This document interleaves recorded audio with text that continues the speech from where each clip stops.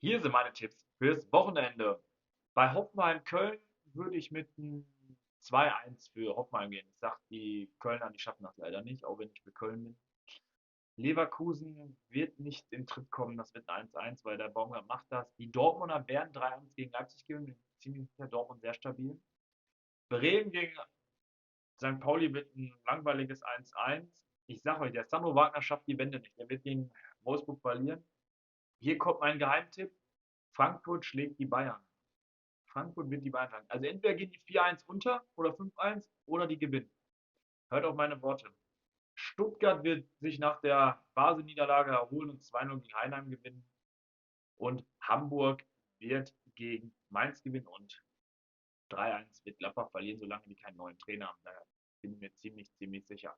Wäre noch cool, wenn ihr ein Abo da lasst, um mich zu unterstützen. Und ich danke euch weiterhin und kontrolliert hinterher, wie ich getippt habe.